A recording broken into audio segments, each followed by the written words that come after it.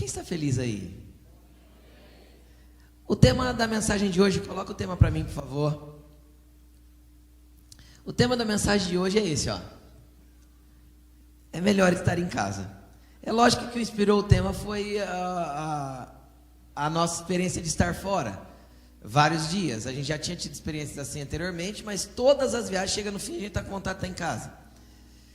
E obviamente eu não vou falar de viagem, nem de roteiro, nem de nada desse tipo de coisa, mas eu quero falar para você a respeito da sua casa, da minha casa, da nossa casa. Nós temos um lugar em Deus.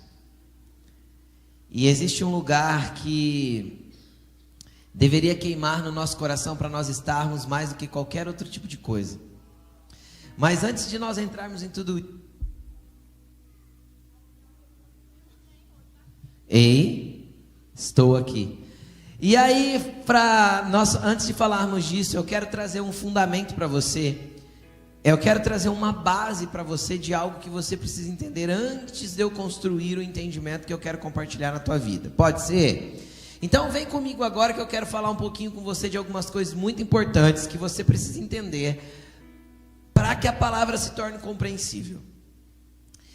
Eu acho que mesmo que você tenha pouco conhecimento bíblico ou nenhum, porque às vezes você está começando a vir na igreja agora e Bíblia para você sempre foi um livro, sei lá, de ficar em cima da estante, né? Aberto no Salmo 91 e aquela página amarela lá, cheia de poeira.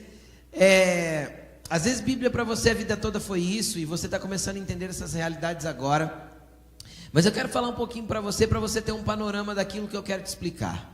Eu acho que você já ouviu falar que a Bíblia é dividida em 2 blocos de livros, o Novo e o Velho Testamento. E a própria Bíblia vai ensinar que o Velho Testamento ele é uma sombra, ele é apenas um reflexo da realidade que nós podemos viver a partir da ressurreição de Jesus Cristo. Tudo aquilo que aconteceu no Velho Testamento, a Bíblia diz, Romanos diz, que é um exemplo de coisas que foram deixadas para nós, como exemplo para que nós entendêssemos coisas espirituais que o Velho Testamento reflete. Então tudo que tem no Velho Testamento, ele são histórias, principalmente ali ao redor do povo de Israel, que exemplificam coisas que nós podemos viver de maneira espiritual, dentro da realidade que é viver com Jesus, que é andar com Cristo. Você entende isso? Vou dar um exemplo simples de uma coisa assim, para que você entenda uma história que eu tenho certeza que você já viu, ou sei lá, assistiu na novela, ou viu num filme, porque é uma história muito contada. Você já ouviu falar, por exemplo, que Moisés tirou o povo do Egito, o povo de Israel do Egito, não ouviu? O que aquilo simboliza? E o próprio livro de Romanos e de Hebreus vai citar isso. Que o Egito simboliza a vida que nós vivíamos debaixo da escravidão do pecado, do medo, da angústia, da incerteza, da insegurança, a vida sem Deus. Que a travessia do mar simboliza, por exemplo, para nós o batismo. E que a vida no deserto é a vida didática de Deus que Ele coloca na nossa vida para a gente aprender. Há muito milagre, muita manifestação, mas também há muito aprendizado e muitos desafios da vida. É ou não é? E que a terra prometida é o lugar que nós viveremos eternamente com Deus. Pronto, é uma sombra de uma realidade espiritual que nós estamos vivendo e ainda viveremos. Quem entendeu o que eu estou querendo dizer? E o Novo Testamento fala muito sobre isso. O apóstolo Paulo, em especial, ele gostava muito de fazer esses paralelos entre o Velho Testamento e o Novo Testamento, entre aquilo que aconteceu lá atrás como sombra e aquilo que é manifestação real do que nós vivemos. Dá um pouquinho de retorno para mim, fazendo um favor. Eu estou me ouvindo pela caixa da frente, e aí eu acabo forçando aqui um pouco falando alto. Então, o Velho Testamento eu também não estou ouvindo teclado. Não sei, está saindo teclado para vocês? Não, né? Eu estou vendo que eu não estou ouvindo. Não está saindo nada de teclado. Olha aí que glória. Viu? Glória a Deus. Melhorou o retorno também. Vamos continuar aqui. E aí o que acontece? O Velho Testamento é uma sombra, uma imagem das realidades que nós vivemos com Jesus nesse tempo. E aí quando a gente lê o Velho Testamento ainda traz o Velho Testamento ainda traz exemplos de cidades, de lugares, que exemplificam coisas para nós, que são realidades dentro da nova aliança, realidades espirituais dentro da nova aliança, tá bom? Eu tô me ouvindo abafado, tá ruim, eu só tô reclamando porque não tá legal mesmo para mim. Não sei se vocês estão me ouvindo bem. Estão me ouvindo bem? Eu estou me ouvindo completamente abafado, parece que eu estou falando dentro de uma caixa. E aí é ruim eu pregar assim o tempo todo. Mas vamos continuar aqui. Perdi a linha de raciocínio. Aí o Velho Testamento, ele não só traz exemplos, mas ele traz também lugares e cidades que trazem exemplos para nós de realidades espirituais que nós vivemos. Então, por que eu estou te explicando tudo isso? Porque eu vou ler um texto com você agora que ele é bem ilustrativo, que ele é bem representativo. Aí, agora ficou legal. Que ele é bem representativo e que ele vai exemplificar uma coisa muito espiritual e que é muito, muito importante que nós entendamos. Eu quero que você abra comigo no Salmo 137. Salmo 137.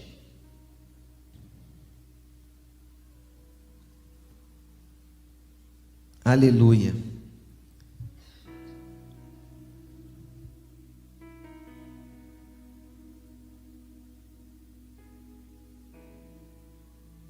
Salmo 137, a partir do verso 1.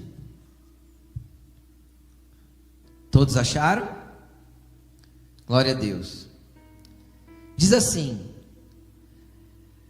junto aos rios da Babilônia, nós nos sentamos e choramos, com saudades de Sião. Ali nos salgueiros penduramos as nossas harpas.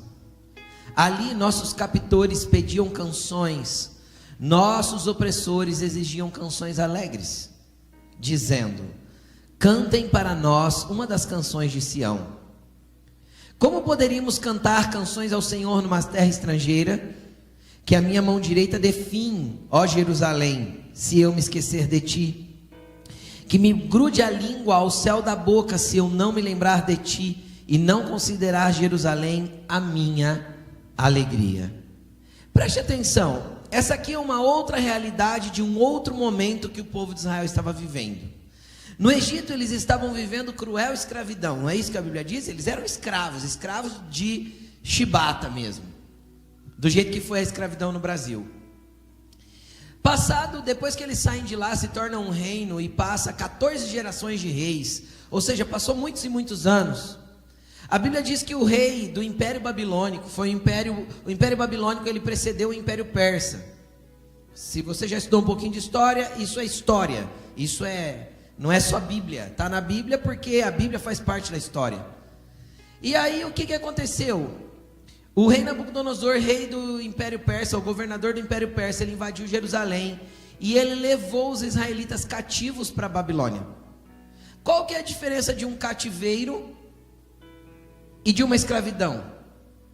A diferença é que lá na Babilônia, eles não foram para debaixo da chibata. A Bíblia diz que Nabucodonosor, quando entrou lá em Israel, ele não saiu matando as pessoas, ele matou os soldados que tinham que matar, a forma que tinha que fazer para poder invadir. Uma vez invadida, a Bíblia diz que ele deixou vários israelitas em Israel para cuidar da terra, e ele também levou para a Babilônia todos aqueles que ele encontrou, sábios, entendidos, capacitados e habilidosos. O que ele fez? Ele pegou tudo que Israel tinha de melhor e levou para a Babilônia, porque a intenção dele não era fazer daquelas pessoas escravas, era usar a habilidade daquelas pessoas para fazer a Babilônia prosperar. E é interessante que o profeta Jeremias, quando eles estavam sendo levados, antes deles serem levados cativos, ele profetizou o cativeiro, e ele falou assim: olha, indo para lá, não se apressem a voltar. Lá na Babilônia vocês vão plantar vinhas, construir casas, estabelecer uma família, desenvolver as coisas, vocês vão viver na Babilônia. E no devido tempo, ele deu tempo, ele falou que era 70 anos. E no devido tempo, passados 70 anos, o Senhor agirá para trazer vocês de volta para Jerusalém. Queridos, o que a Babilônia representa dentro dessa figura de sombra do Velho Testamento? A Babilônia, ela representa aquilo que nós vivemos aqui na terra. É um lugar onde nós fomos inseridos, que nós temos que plantar, colher, construir, desenvolver, trabalhar, pagar conta, fazer a vida acontecer. Quem aqui está tendo que fazer a vida acontecer? Quem aqui amanhã, segundou, tem que levantar, tem que trabalhar, tem que trazer dinheiro para casa, tem que fazer as coisas acontecer? Todos nós. Todos nós. E eu vou te falar uma coisa. A Babilônia ama o seu talento. Ele não quer que você morra. A Babilônia não quer que você morra. Ela quer que você pegue tudo que você tem e entregue para ela. Sabe o que esse mundo quer? Sabe o que a terra está te gritando e pedindo para você e te estimulando a fazer? Pegue toda a tua força, toda a tua energia, toda a tua habilidade, toda a tua capacidade e viva apenas para aquilo que a terra tem para te oferecer. Viva apenas para aquilo que a Babilônia tem para te dar. Viva apenas para aquilo que a terra pode te proporcionar. Querido, mas eu vou te contar uma coisa. Você está em Babilônia porque esse é o lugar que nós vamos viver até que Cristo venha, ou que nós vamos até Ele através da morte. Então a terra é o teu lugar. Então não se preocupe em ir embora rápido. Não queira morrer, não queira acabar com a tua existência aqui. Não desista da vida, não desista de viver, mas viva aqui com os olhos em Sião. Agora eu quero falar sobre Sião. Aqui o salmista fala a respeito de Jerusalém. Jerusalém é a cidade física que você conhece. Está no alvo da guerra agora, já 1 ano e meio de guerra, uma bagunça, certo? Aquela é Jerusalém física. O que é Sião? Quando a Bíblia fala Sião, Sião é uma representação dessa cidade no aspecto espiritual. Sabe o que o salmista cantou aqui nesse salmo? Porque salmo é música. Ele estava cantando o seguinte: que a minha mão definhe e que a minha língua colhe na boca, mas eu não quero pegar o talento que Deus me deu e entregar para a Babilônia. Eu não quero pegar a energia que Deus me deu e entregá-la inteirinho para esse mundo, para o que a terra me oferece, para o que tem aqui de legal na terra. E tem dias bons na terra. Quem tem dificuldade na vida dá um amém. Quem tem dias alegres, felizes e bons na vida diz um amém. Isso é a vida, isso é a estrutura daqui que nós vivemos aqui. Isso é passageiro, transitório e vai acabar. E assim como Jeremias profetizou que o cativeiro babilônico duraria 70 anos... esses são os nossos dias sobre a terra. Uns vivem um pouquinho mais, outros um pouquinho menos, mas é isso aí. Quem está entendendo o que eu estou falando? Uns conseguem avançar alguns anos, outros vão embora prematuramente, mas esses são os nossos dias sobre a terra. O salmista, um outro salmista, acho que é Davi, que vai dizer que o Senhor deu para os homens 70 anos de vida. A partir disso é cansaço, enfado e canseira.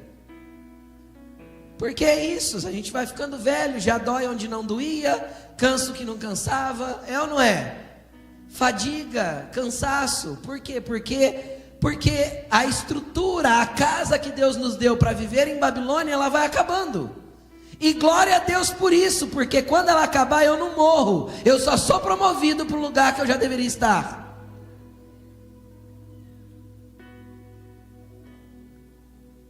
O problema é que a Babilônia ama o teu talento. Ama. E ela quer promover muitas vezes o teu talento. Ela quer te pagar pelo teu talento. Só que você precisa viver em Babilônia com os olhos em Sião. Daniel, quem já ouviu falar de Daniel aí, diz um amém. Daniel era um desses israelitas que foram para lá bem jovenzinho. Historicamente ali, quem estuda diz que ele tinha ali entre 17 e 20 anos no máximo. Ele foi muito novo cativo para a Babilônia. Filho de nobre, menino estudado, inteligente. Sabe o que ele foi na Babilônia? Governador de 3 imperadores. Ele era um cara muito capacitado para 3 imperadores escolherem ele como governador. Você não concorda comigo? Havia muita capacitação em Daniel. Governar um país não é simples. E ele não era governador de um pedacinho, ele era governador da Babilônia. Ou seja, abaixo do imperador ele tomava decisões. E era um cara de Deus. Só que a Bíblia diz que ele tinha uma casa, que a janela da casa que ele construiu era voltada para Jerusalém. E todo dia ele orava 3 vezes por dia, virado para Jerusalém. Por quê? Porque não importa quanto tempo eu passe aqui, eu não posso esquecer da onde eu vim e a que lugar eu pertenço. Você está na terra, mas você não é daqui. Deus não te projetou para 60, 70, 80 anos de vida, querido. Há algo muito mais grandioso que isso. Seria muita mediocridade você pensar que Deus te criou para viver apenas isso. Há um aspecto espiritual e eterno liberado sobre a tua vida, mas para que você descubra quais são esses aspectos, os seus olhos precisam estar em Sião. Os seus olhos precisam estar no lugar da onde você foi criado. Você foi gerado no ventre da sua mãe, mas você foi criado em Deus. Deus te criou, Ele apenas te gerou dentro do ventre da tua mãe, para que você viesse a existir como ser humano. Então, Sião representa esse lugar espiritual, e Babilônia representa essa questão humana e física que nós vivemos aqui na terra. Então, todas as vezes que você ouvir na Bíblia, ou ler na Bíblia a palavra Babilônia no sentido figurado, como é esse salmo e muitos outros textos, entenda que é o sistema que governa esse mundo e que está louco para te sugar até o fim, para que não sobre nem um tempinho do teu talento, da tua habilidade, do que você tem para entregar para Deus. Que seja sugado tudo para a terra e que você converta isso tudo em questões humanas, naturais e para recursos pessoais, às vezes para juntar uma herança que alguém vai queimar no futuro e você se esquece de deixar um legado que será eterno, passado de geração em geração. Quero ler um outro salmo com você para que você amplie o seu entendimento. Vai para Salmo 87 agora.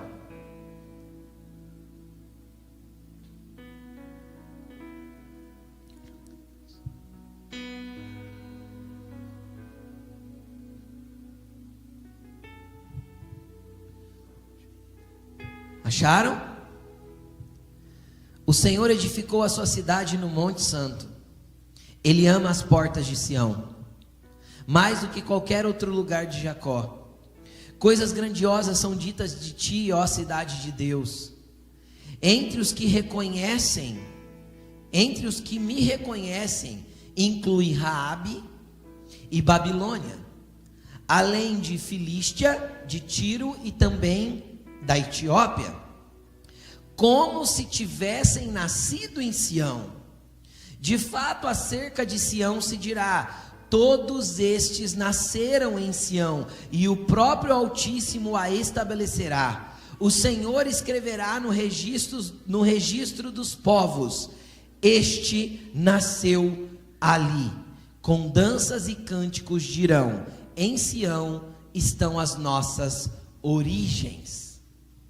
Querido, sabe o que esse salmo está apresentando?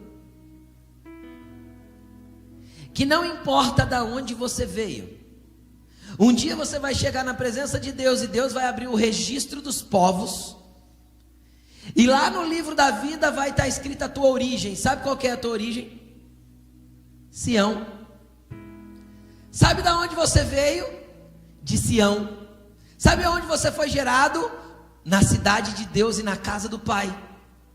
Sabe de onde você foi criado, esboçado, e Deus estabeleceu toda aquilo que Ele queria que você vivesse? Lá na presença dEle. Querido, você tem um lugar espiritual na onde é a verdadeira casa e o verdadeiro lar que você deve querer viver. Então você está na terra como peregrino, passageiro, estagiário de uma realidade espiritual muito maior do que você mesmo. Você está aqui apenas para fazer um vestibular daquilo que é eterno. Você está aqui apenas para viver uma fagulha daquilo que é sem fim. Só que para que você entre nesse lugar espiritual e para que o seu registro seja mudado para cidadão do céu, para cidadão da cidade celestial, você precisa voltar os olhos para esse lugar e acreditar que esse lugar é maior que você mesmo. A Bíblia vai dizer que Abraão peregrinou na terra da promessa como estrangeiro, com os olhos fixos no alto, buscando a cidade celestial. Ele olhava para essa Sião que ainda não existia, ele olhava para uma cidade celestial que ainda não existia, e ele buscava desesperadamente encontrar, porque Abraão peregrinou sobre a terra para encontrar algo maior do que ele mesmo. Você não pode viver aqui por aqui. Existe algo que transcende aquilo que é humano, existe algo que é maior que o natural, existe algo que tem muito mais valor do que qualquer dinheiro que você acumule, casa que você construa, bens que você deixe para sua posteridade. Existe algo que é muito superior a isso, e isso não é algo estranho para você. Deixa eu te falar uma coisa: esse lugar e essa coisa que é maior que nós mesmos é a nossa origem. Por isso que quando a gente encontra, faz tanto sentido e parece tão real, e às vezes as pessoas não entendem porque ainda não encontraram. Por isso que quando coisas acontecem, mexe com a gente, e o que Jesus ministrou aqui dentro é impossível de ser tirado. Tem pessoas que conhecem a religião cristã, e tem pessoas que conhecem o Cristo. E quando eles conhecem o Cristo, não tem como escapar dele. É o que o outro salmo diz: para onde me irei da tua presença, para onde fugirei do teu espírito? Se eu coloco a minha casa no mais alto monte, ele está lá. E se eu construo, coloco a minha cama dentro da sepultura, ele continua lá. E se eu pego um barco e vou para onde o sol nasce, ele ainda está lá. Por quê? Porque nós estamos peregrinando sobre a terra, mas nós não somos daqui. Não tem onde ir que a presença dele não esteja, porque ele é o Deus de toda a terra. E os nossos olhos continuam voltados para Sião. Os nossos olhos continuam ligados naquilo que é o lugar das nossas origens, o lugar onde fomos gerados, o lugar onde fomos criados por Deus. Sabe, é interessante que aqui o salmista, ele dá o exemplo de Raabe, ou em algumas traduções Egito, Babilônia, Filístia, Tiro. Isso tem tudo a ver com a nossa vida aqui na terra, você sabia? É mais uma sombra. Como assim? Por exemplo, Raabe ou Egito, isso aponta para um ambiente de prostituição, e às vezes esse foi o tipo de vida que você teve antes de conhecer a Cristo. Raabe era uma prostituta. O Egito era considerado um lugar de muita profanação diante de deuses. E às vezes assim você andou, em um ambiente de prostituição, um ambiente caído, um ambiente de pornografia, um ambiente longe de Deus, envolvido com práticas malignas de ambiente sexual totalmente deturbado. Então não importa se você viveu nisso, ou se você esteve envolvido com a Babilônia, ou seja, envolvido nas estruturas de corrupção da terra, envolvido nos sistemas que a terra propõe, entregando todo o seu talento, fazendo isso virar grana, poder, ambição. Essa é a Babilônia. A Filístia era o povo filisteu, um povo de guerra, um povo de briga, que só arrumava rolo com Israel o tempo todo. Não interessa se você era de Tiro. Sabe o que é Tiro? Tiro era uma cidade portuária que tinha perto de Israel, e eles eram conhecidos pelo seu orgulho, pela sua presunção. Tiro e Sidom eram cidades orgulhosas, a Bíblia diz. Então às vezes você andou em presunção e orgulho por causa das conquistas aqui na terra, dos lugares que você almejou. Fala também da Etiópia. Sabe o que é a Etiópia? A Etiópia é símbolo de uma religiosidade sem Deus. O povo etíope era um povo religioso, é até hoje. O povo etíope afirma, por exemplo, que a Arca da Aliança, aquela lá do tabernáculo, está lá na Etiópia até hoje. Eles são um povo religioso, mas um povo religioso só na estrutura religiosa. Não tem Deus de verdade, não tem um relacionamento com Ele. E às vezes você viveu assim. Você foi o famoso beato religioso, mas que não tinha uma devoção verdadeira, era uma devoção pelas regras e não pelo relacionamento. Então não importa, sabe o que o salmista está dizendo? Olha, entre os que reconhecem Sião, inclui Raabe, a terra da prostituição, inclui Babilônia, a terra da negociata, inclui a Filístia, a terra da contenda, da discórdia, Tiro, a terra do orgulho, Etiópia, a terra da religiosidade. Não importa o que você viveu, importa que a respeito de você está escrito que você tem uma nova origem, e Deus reescreveu a tua história, te deu uma nova identidade e te colocou como filho de Sião. Agora, como ser filho de Sião e continuar cantando canções alegres na terra da Babilônia? Como ser filho de Sião e continuar vivendo apenas para cá? Então, se os seus olhos são apenas para as coisas da terra, se o teu domingo na igreja é vir buscar a bênção para a semana, não vem mais não. Não vem buscar a bênção para a semana, vem encontrar o Deus da bênção, porque no Deus da bênção tem tudo que você precisa para a tua semana, para a tua vida e para a tua existência. Então, se você vem aqui porque está buscando a solução de um problema, há solução para o seu problema em Deus, mas deixa eu te falar, há solução para a tua vida em Deus. Deus não quer dar uma solução para o seu problema, Deus quer dar uma solução para a tua história. Deus quer mudar a tua origem. Deus quer mudar a estrutura da tua vida. Deus quer reescrever o teu DNA. Deus quer mostrar que você veio de um lugar onde você nunca conheceu e te mostrar esse caminho.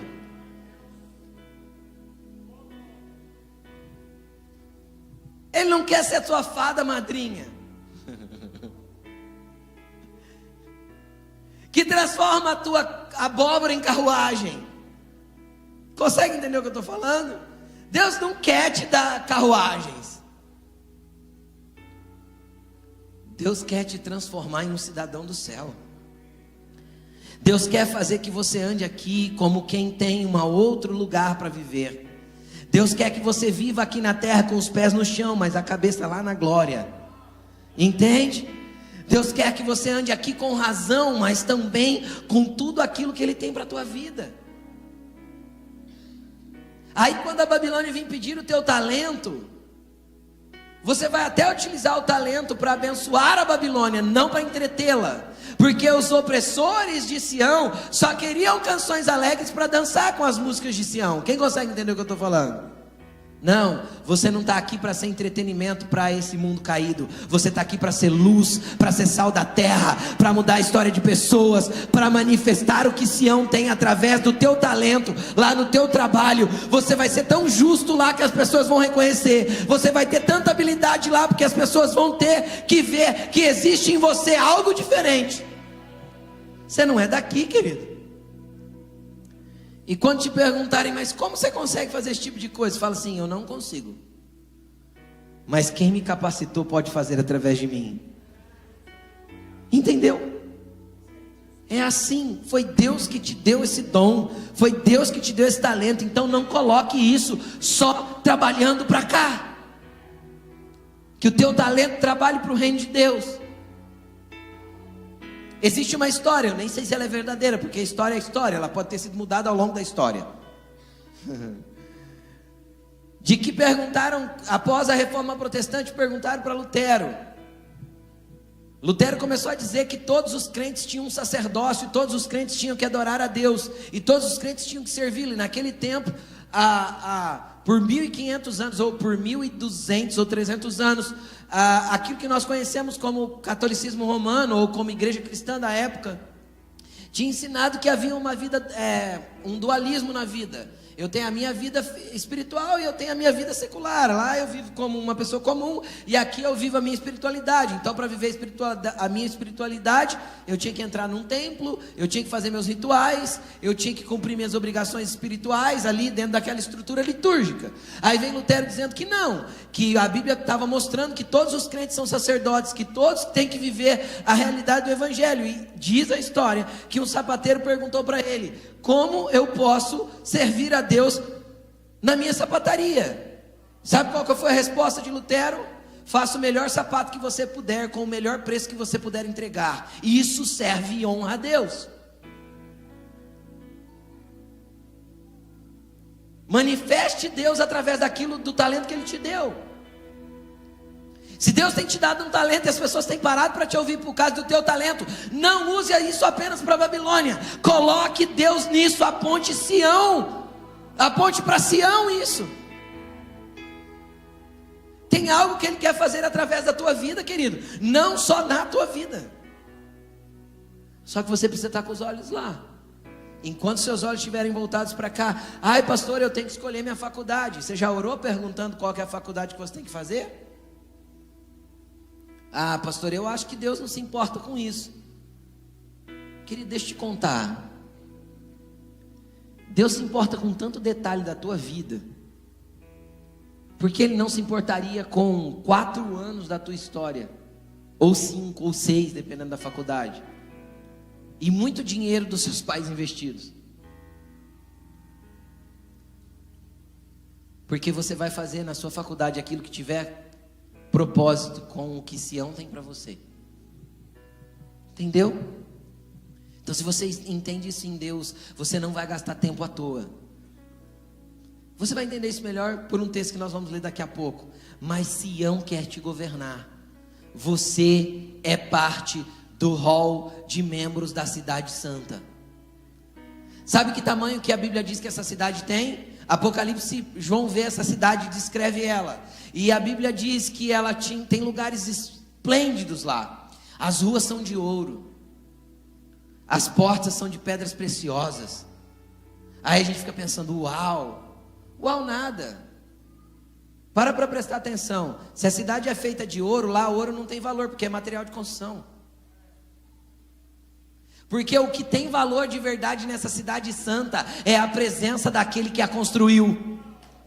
O que tem valor de verdade nesse lugar espiritual não é a estrutura que Ele construiu para a gente estar, mas é a presença dEle que será constante nesse lugar. E aí João vê essa cidade e ele descreve um pouquinho dela. E ela tem 2.700 quilômetros de comprimento, 2.700 quilômetros de largura. Está escrito na Bíblia. E 2.700 quilômetros de altura. A Bíblia diz, a cidade é um cubo. Explique isso para mim. Pastor, será que é uma cidade em camadas assim? Tem andares? Não sei como é. Eu sei que ela é. E foi construída para mim. Sabe quando? Antes da fundação do mundo. Porque a Bíblia diz que no princípio Deus criou os céus e a terra. Então já está criado desde o princípio, porque Ele já tinha o plano todo escrito, e você fazia parte desse plano. Nós fomos incluídos no plano de Deus quando nem existíamos. E ela foi construída para nós. Você já reparou aqui na terra que jeito que as pessoas acham ouro? Cava e vê um pozinho. Não é um pozinho? Vocês já perceberam? O cara que acha uma pepita é milionário. E é 1 em 1 milhão que encontra uma pepita de ouro, não é? Um pedacinho assim, ó, não é? O resto, que jeito que as pessoas acham? É um pó, não é? Vocês já viram isso na televisão? É um pozinho, aí eles vão garimpando, passando um monte de peneira, aí fica aquele pozinho, eles juntam aquele pozinho, aí dá lá alguma graminha de ouro lá tal, e eles vão ganhando a vida com isso. Você sabe por que tem tanta fagulha? Isso é só uma brincadeira. Mas sabe por que tem tanta fagulha de ouro aqui na terra? E é tudo em fagulha? Porque quando estava construindo a cidade, terminou a obra, Deus falou assim, ó, dá uma varrida. Onde joga, Senhor? Pode jogar lá na terra?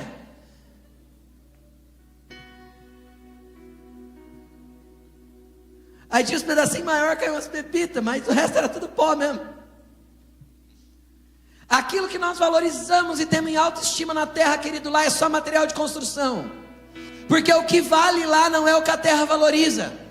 O que tem valor lá não é o que é supervalorizado na terra. O que tem valor lá é a essência da presença. O que tem valor lá é que no centro da cidade tem um rio. É o rio da vida. O que tem valor lá é que no centro da cidade tem uma árvore com frutos, e é a árvore da vida. O que tem valor lá é a vida que existe em Deus.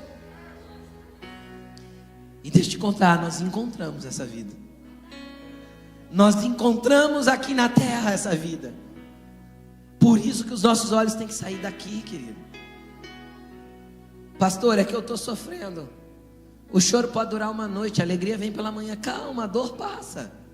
Toda dor é por enquanto. Tem uma canção que diz isso, do Marcos Almeida, que eu gosto bastante. Toda dor é por enquanto, mas todo amor é para sempre. Entende? Então o amor com que Ele te amou é para sempre. A dor é por enquanto, ela passa, ela é didática, ela te ensina. Nós temos que entender que existem coisas aqui na terra que nós vamos ter que perder. A canção que está no auge agora diz que nós estamos perdendo tudo por amor e com alegria. Ninguém perde com alegria. A alegria vem na realidade que eu entendo depois que perdi. Quem já perdeu coisas depois que você entendeu, você fez assim: obrigado, Senhor. Obrigado pela perca. Porque aí te ensinou, te deixou mais parecido com Ele, mais conectado com Ele. Então existem coisas que Deus vai ter que fazer você perder, sabe para quê? Para não te perder. Porque existem coisas que se você e eu tivermos, Deus nos perde. Então para nós não nos perdermos, e Ele não perder a gente, Ele deixa a gente perder coisas aqui na terra. E a gente chora quando perde. Chora ou não chora? Dói quando a gente perde. Mas produz eterno peso de glória. Por isso que Paulo chegou num nível que eu não cheguei, você também não chegou, mas quem sabe um dia a gente chega, de falar: me alegro nas tribulações. Eu não me alegro não. Você se alegra? Não. Por quê? Porque perder é duro, mas depois que passa a gente fala assim: ah, Deus, agora eu entendi porque perdi. Obrigado, Jesus. Porque eu perdi, mas fui mais encontrado. Eu perdi, mas fui mais achado. Eu perdi, mas fui mais atraído. Eu perdi, mas fui mais alinhado, mais parecido com Ele. Estou mais perto agora do que antes. Então, glória a Deus. Eu tenho mais de Sião em mim e menos da Babilônia. Entende? É isso que Jesus quer para a tua vida, querido. Mas vamos continuar. Atos capítulo 17. Versículo 24.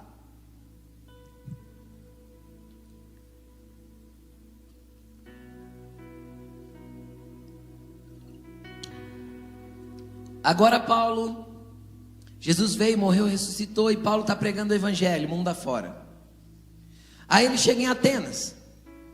Atenas, a mesma Atenas da Grécia que a gente conhece hoje. E aí ele chega no Areópago. O Areópago, você já deve ter visto fotos da Grécia, que no alto da montanha tem a ruína de um lugar, todo cheio de coluna. Aquilo é o Areópago. Paulo chegou naquele lugar, exatamente naquele lugar. Eu vou lá ainda, pela fé. Quem quer ir comigo? Pouca gente. Vocês não querem conhecer a Grécia, não? A Grécia é lindo, gente. É só falar que nós vamos. Lá no Areópago, Paulo está lá naquele lugar que você já viu em fotos, na internet. E ali era cheio de altares e deuses, porque você sabe, você já deve ter visto um pouquinho de mitologia grega. Tinha Deus para tudo, né? Tinha Deus para isso, Deus para aquilo, tinha um Deus maior, outro menor, o semideus, tinha não sei o que, mitologia grega, que era, na verdade, a divindade grega, né? Hoje virou mitologia, mas eram os deuses gregos. E ali tinha altar para tudo quanto é tipo de Deus e tal. E aí Paulo chegou lá e achou um altar escrito assim: ao Deus desconhecido. Aí o que ele fez? Parou na frente daquele altar e falou: bom, então já que eles não conhecem, eu vou apresentar esse Deus para eles.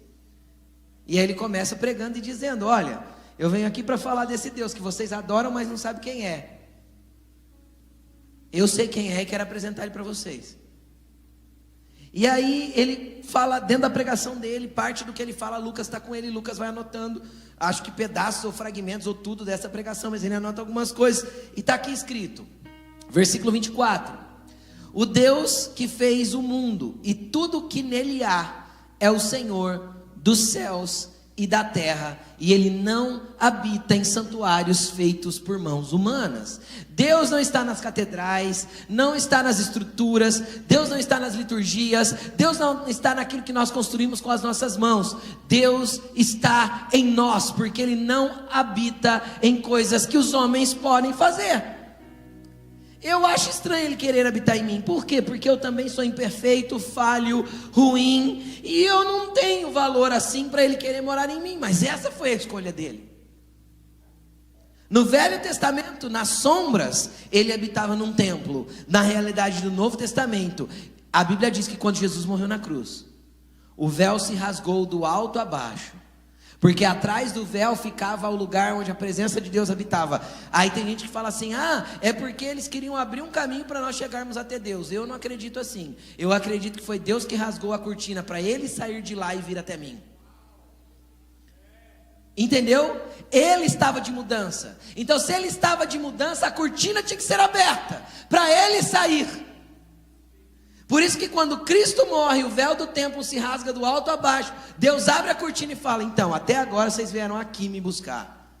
Agora eu estou indo ao encontro de vocês pelo meu Espírito. Então agora ele decidiu se mudar para dentro de mim. Isso é incrível, maravilhoso, indescritível e divino. E aí o que acontece? Acontece que ele continua pregando e ele disse: ele não é servido por mãos de homens, como se ele necessitasse de alguma coisa, porque ele mesmo dá a todos a vida, o fôlego e as demais coisas. Querido, Salmo 23, você deve conhecer bem. Como que diz? O Senhor é o meu pastor e nada me faltará.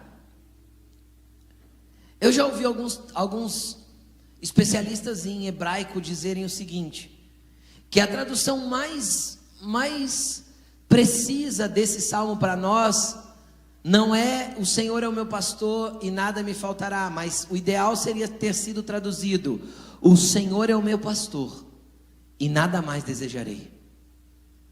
Porque não tem a ver com falta das coisas da terra, tem a ver com o preenchimento que ele dá, e eu tenho o sentimento de que não me falta nada, porque ele já me deu tudo. É assim que você precisa viver aqui na terra.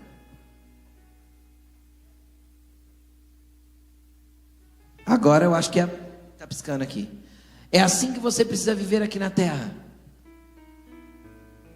Não deseje mais nada da terra, porque tudo que você precisa ele te dará. E ele fará na tua vida. E você viverá algo maravilhoso e incrível nele. Mas vamos continuar a pregação de Paulo. Ele diz: de um só ele fez todos os povos da terra, para povoarem toda a terra, tendo determinado os tempos anteriormente estabelecidos e os lugares exatos que eles deveriam habitar. Então deixa eu te explicar uma coisa: foi Deus que fez todas as coisas. Inclusive o lugar que os povos habitariam foi ele quem criou. Só que ele tinha um destino para esses povos: que esses povos olhassem para ele, e lá nos livros celestiais ele escrevesse: este nasceu em Sião. Não importa se eles estão na Europa, na África, na Ásia, no Japão ou em qualquer lugar do mundo, quem olhar para ele será iluminado, e quem olhar para ele terá uma nova certidão de nascimento, dizendo: ele não nasceu aonde ele nasceu na terra, ele nasceu em mim, ele nasceu a partir de mim. E aí Paulo continua dizendo: Deus fez isso para que os homens o buscassem e talvez tateando pudessem encontrá-lo, embora não esteja longe de cada um de nós. Agora vem o versículo que eu quero que você entenda: pois nele vivemos, nos movemos e existimos. Como disseram alguns dos poetas de vocês, também somos descendência dele. Paulo usou lá uma linguagem da época. Mas querido, eu quero que você se prenda a isso. Em Deus você vive, em Deus você se move, e em Deus você existe.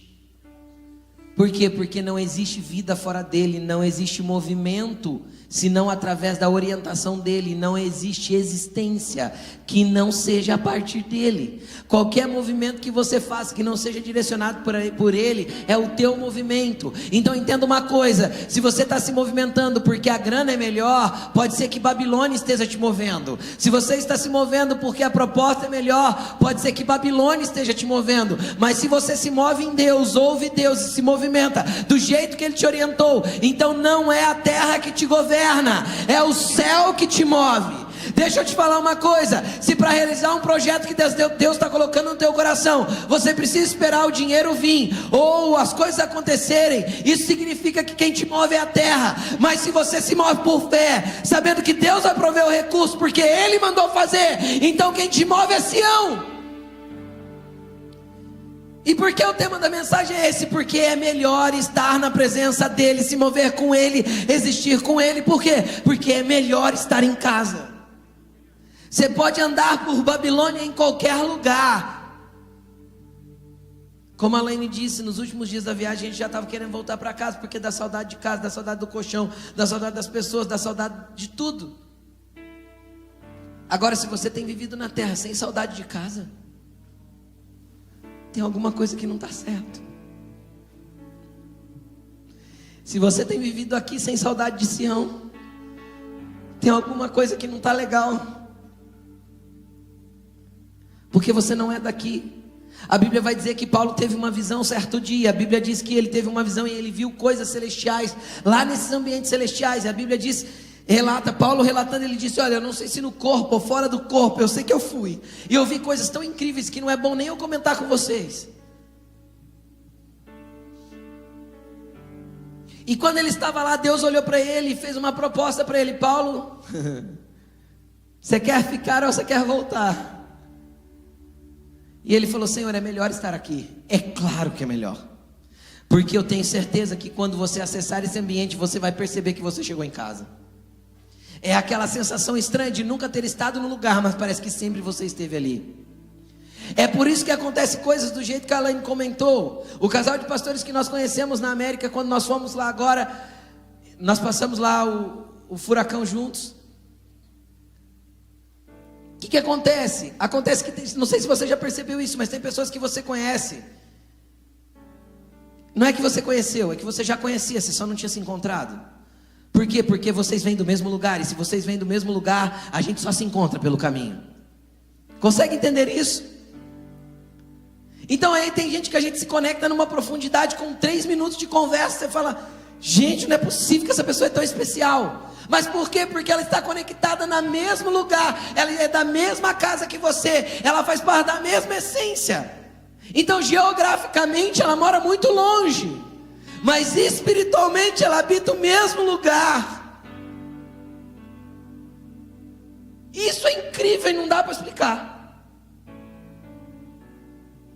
Então não importa como você vive aqui na terra, importa que você precisa estar conectado em ambientes espirituais, querido. Os seus olhos precisam estar em Sião, os seus olhos precisam estar voltados para lá. E mesmo que haja um decreto que você não pode se virar para Jerusalém para orar. Quem lembra o decreto contra Daniel? Se você orar, você vai parar na cova do leão. Querido, é melhor ser comido por leão e voltar para casa do que viver uma vida desconectado de Sião só para agradar os homens. E aí o que acontece? Acontece que quem é de Sião não é comido por leão. Quem ama Sião não é comido por leão, querido. Porque o dia que chega um filho de Deus lá na cova do leão, o leão faz jejum. Por quê? Porque a Bíblia diz que a natureza aguarda a manifestação dos filhos. Quem são os filhos? Os que pertencem à casa do Pai, os que têm um lar. Aí Jesus entra no barco e fala para a tempestade: tempestade, para, e faz completa bonança. Foi a autoridade de Jesus? Não, é a natureza reconhecendo em Jesus o Filho. E se a natureza reconhecer em você o Filho, ela também vai te obedecer. É que a gente anda na terra como se fosse da terra. Você não é da terra, querido. Você é um extraterrestre. Se tem uma definição clara para um extraterrestre, é um filho de Deus. Ele anda aqui, vive aqui, mas ele não é daqui. Quem já assistiu Marvel? Tem um dos filmes lá, não sei nem quem é, qual o filme mais, que tem tanto filme, né, tanta coisa. Mas tem um filme lá que tem uns bichos verdes que eles viram humanos. Vocês já viram esse ou não? Eles é verde lá de um outro planeta, mas quando eles veem o humano, ele fica igual. É isso, você é um bicho estranho aqui na terra. Então você vive como humano, está aqui, está dentro desse corpo, mas isso vai acabar. Por quê? Porque você não é daqui, você tem um lar espiritual, você tem um lar celestial. Então você tem que ter os olhos fixos lá. Sabe quando você vai viver a realidade daquilo que Deus quer que você viva? Quando Ele voltar. Porque aquilo que é corruptível se revestirá de incorruptibilidade, aquilo que é mortal se revestirá de imortalidade, e aquilo que é passageiro vai ter passado, porque sobrará apenas aquilo que é eterno em você. E a tua esperança precisa estar nisso. E às vezes você está pensando assim: pastor, eu acredito nisso aí assim, tudo mais ou menos. Então eu te desafio, você não precisa acreditar em mim, nem na Bíblia, se você não quiser. Você vai começar a orar assim: Senhor, se essa realidade espiritual existe, me deixa ver. Mas peça com sinceridade. Fala para o Senhor: Senhor, me deixa tocar esses ambientes espirituais. Eu quero ter essas experiências espirituais, porque eu não quero crer pela fé do meu pastor, eu quero crer pela minha fé. Então aumenta, porque a Bíblia nos orienta a pedir fé, não orienta? Então aumenta a minha fé. Aumenta me mostrando, me fazendo experimentar uma coisa que seja irrefutável, que eu não vou conseguir, que a minha mente não vai explicar, que eu não vou conseguir discernir, mas que é uma verdade tão grande no meu coração que ninguém vai poder tirar. Porque isso é uma fé de relacionamento, de experimentação. Deus a gente não explica, Deus a gente experimenta. Deus a gente é igual uma comida diferente. Alguém pode falar: parece carne de tal coisa, ou parece isso aqui, o sabor é mais ou menos parecido com tal coisa, mas enquanto você não experimentar, você não vai ter certeza daquilo que é. Você não vai poder dizer que gosta ou não gosta, até que você experimente. Deus você só conhece experimentando. Agora, como você experimenta Deus? É as crianças no brinquedão, gente, não esquenta a cabeça. Eles são felizes. Aleluia. Como você experimenta? Para a gente finalizar, João capítulo 14, versículo 1. João 14, 1.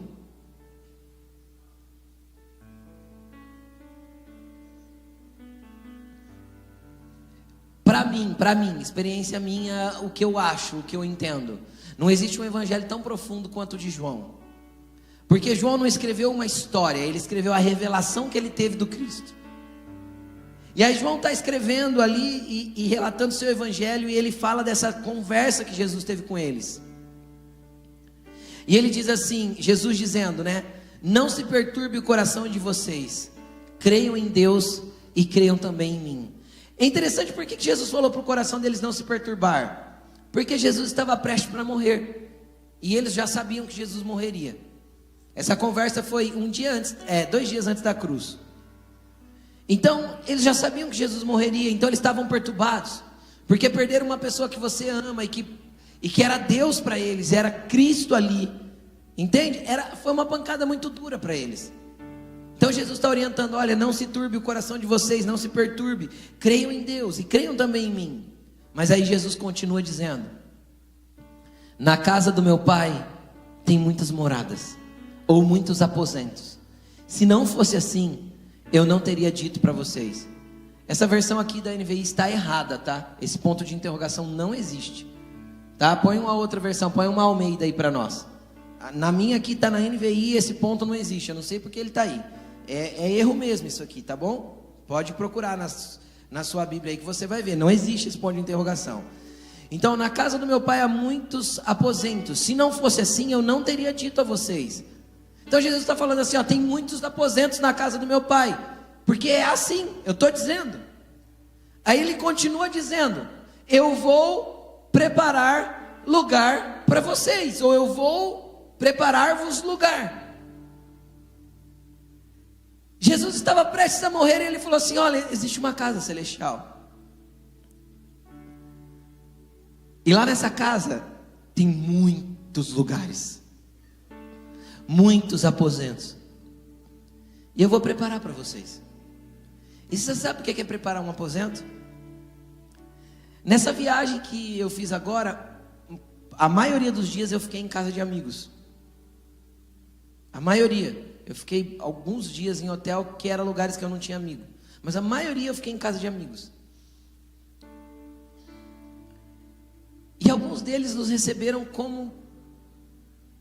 de uma maneira tão excelente que eu não consigo nem descrever. Chegava no quarto, tinha lá uma caixinha de bombom, algumas coisinhas para a gente comer. Duas das casas pegaram um porta-retrato, colocaram uma foto nossa e escreveram "Bem-vindo, família Medina".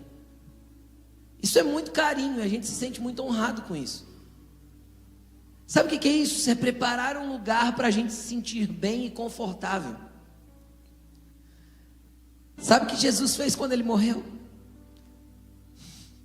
A Bíblia diz que ele subiu ao céu levando cativo o cativeiro. E enquanto ele estava lá, ele preparou os lugares para que nós acessássemos. Agora deixa eu te contar uma coisa mais incrível. Você não precisa esperar morrer para poder chegar lá. Você já acessa agora, porque já são ambientes espirituais que você precisa acessar. Sabe por quê? Porque aposento é lugar de intimidade, aposento é lugar de descanso, aposento é lugar de lágrimas. Quando você está num momento difícil, qual que é o lugar da tua casa que você mais chora? Quando você está no momento de celebração, no momento de intimidade com a sua esposa, com o seu marido, qual que é o lugar que você está? Quando você está num ambiente de descanso, qual que é o lugar que você procura? Os aposentos são os lugares que tem tudo isso. Jesus preparou ambientes de descanso, de prazer, de alegria, de lágrimas para nós, e nós já podemos acessar. Por quê? Porque nós temos um lar celestial que já nos está preparado. Aí Jesus continua, ele não parou aí, ele disse assim, e quando eu for e preparar o lugar, eu voltarei e os levarei para mim, para que onde eu estiver, vocês estejam comigo. Então esse texto, na minha opinião, cada um interpreta do jeito que quiser, mas esse texto ele não é só escatológico. Jesus vai voltar e vai me levar para morar no céu com ele. Não! Ele estava falando com 12 homens, eles estavam à mesa com Jesus. Jesus estava indo embora, morrendo. Aquela dor era profunda para eles. Pensa de maneira natural, os discípulos sentados na mesa, sabendo que Jesus estava prestes a morrer. A dor e a aflição era incrível, a incerteza, o que vai acontecer agora. Então Jesus está falando, eu vou subir, vou preparar lugar, e estando pronto, eu voltarei. Sabe quanto tempo depois ele voltou? 3 dias depois. Ressuscitado, ele aparece no meio deles. Entende? Aí ele diz no versículo 4: vocês conhecem o caminho para onde eu vou. Tomé olha para ele. Tomé era o que estava incrédulo naquele momento. Quem lembra? O discípulo que estava com problemas ali para crer. Tomé fala assim: como a gente pode saber o caminho? Sabe o que Jesus fala para ele? Eu sou o caminho, eu sou a verdade e eu sou a vida, e ninguém vai para Sião a não ser por mim. Ele é o caminho aberto para você se conectar a esse lar celestial. É melhor estar em casa, e você pode viver aqui na terra estando conectado com esse lar. Então quando você partir da terra ou conhecer alguém que partiu e que você sabe que estava conectado com esse lar, aí você vai entender o que é a realidade do Espírito Santo ser consolador. Porque a pessoa não morreu, ela só foi promovida. Ela não acabou aqui na terra, ela só voltou para casa. Porque a terra é o estágio, querido, da realidade, da grandeza daquilo que nós vamos viver eternamente com Ele. Ela só foi promovida, ela só voltou para casa. Então não precisa ter medo da morte. Ai, pastor, eu não tenho certeza da minha salvação. Crente que não tem certeza da salvação não é crente. Não é crente. Não é crente. Porque a essência de ser crente é crer. No quê? Na salvação que Jesus Cristo trouxe através da cruz. Do contrário, nada faz sentido mais.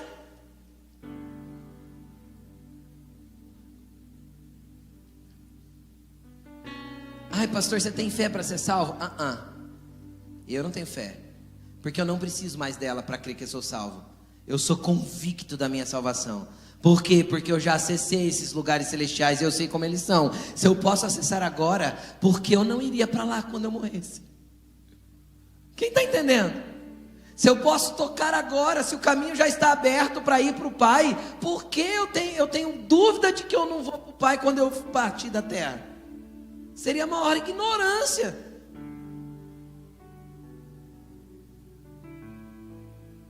Eu quero te levar para casa hoje. Não para a minha da terra, mas para a nossa celestial. Porque um caminho está pronto para você chegar até lá. Tem um lugar preparado para você, um lugar de descanso, um lugar de refrigério, um lugar de lágrimas, mas também de prazer, regozijo e alegria. Jesus preparou esses aposentos. Está tudo lá na cidade, está tudo feito, está tudo pronto. E você já pode entrar. Pastor, eu queria ter essa fé que você tem. Querido, peça para Jesus. Deixa eu contar um testemunho de uma pessoa. Vou contar porque agora ela não está mais entre nós. Ela mudou de cidade. Não é que morreu não, só mudou de cidade, não está aqui. Mas pode ser que esteja vendo a gente online. Quem conheceu a Ju? A Ju do Paulo. Foi muito lindo o processo de conversão da Ju, para quem conheceu. Por quê? Porque ela era ateia. E ela vinha na igreja domingo após domingo. E ela falou que só ficou aqui na igreja porque para ela o que eu pregava fazia sentido. Apesar de às vezes não fazer sentido a questão de Deus, mas o que eu pregava era compreensível. E aí, conversando com a Elaine tem muitas experiências espirituais. A Elaine começou a compartilhar com ela algumas experiências. E um dia ela abriu para a Elaine e falou: Elaine, eu não consigo acreditar nisso aí. E a Elaine ensinou ela a pedir para Jesus dar para ela as experiências. Sabe que jeito que ela se converteu? Ouvindo a voz de Jesus lá na casa dela. Jesus começou a falar com ela. Porque não adiantava eu pregar para ela a vida inteira ou tentar convencer a mente dela de que Deus existe. A partir do momento que Jesus falou com ela e que aquilo que Jesus falou começou a fazer sentido para ela e ministrar o coração a ela de uma maneira profunda, então já não fazia sentido ela acreditar no ateísmo dela. Porque era muito real o que ela estava vivendo. Então, enquanto a tua casa celestial não for real para você, você vai basear numa fé da igreja. Entende? É a fé dos crentes. Mas não é essa fé que Jesus quer que você tenha. Ele quer que você tenha um contato e um relacionamento profundo com Ele, aonde você vai falar assim: ó, não importa o que aconteça, esse é o Deus que eu conheço, esse é o Deus que eu sirvo, esse é o Deus que eu vivo, porque nele eu vivo, nele eu me movo e nele eu existo. Coloque-se de pé.